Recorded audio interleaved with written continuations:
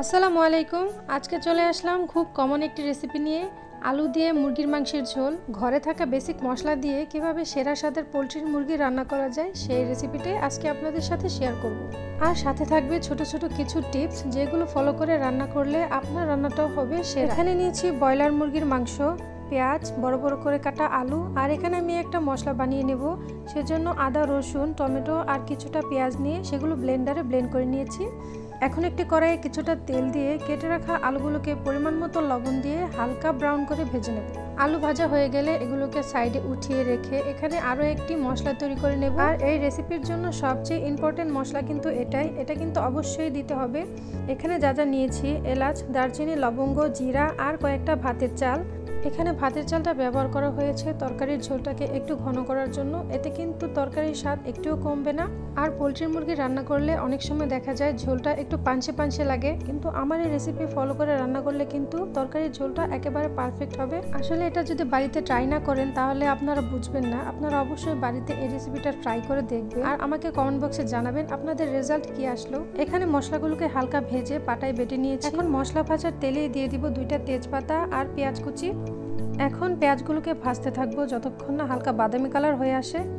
পেঁয়াজগুলো হালকা বাদামি কালার চলে আসলে এখানে দিয়ে দিব প্রথমে সে ব্লেন্ডারে ব্লেন্ড করে রাখা মশলাটা, আরও দেব ভেজে বেটে রাখা সেই মশলাটা, দিয়ে দেব কিছুটা জিরা বাটা, স্বাদ মতো লবণ, ধনিয়ার গুঁড়া, হলুদের গুঁড়া, মরিচের গুঁড়া। এখন মশলাগুলোকে কিছুটা সময় নিয়ে ভালোভাবে কষিয়ে নেব যতক্ষণ না মশলার উপর তেলটা ভেসে উঠছে। মশলাগুলো যখন খুব ভালোভাবে কষানো হয়ে যাবে সেই পর্যায়ে এখানে দিয়ে দেব মুরগির মাংস।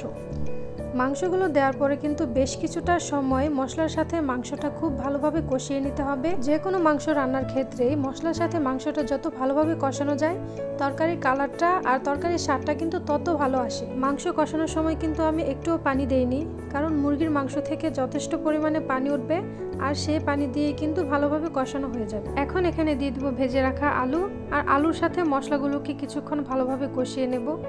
বেশ কিছুক্ষণ কষানোর পর এখন এখানে দিয়ে দিব ফুটন্ত গরম পানি, আরও দিয়ে দেব কয়েকটা আস্ত কাঁচামরিচ। আপনারা চাইলে ঠান্ডা পানিটাও দিতে পারবেন।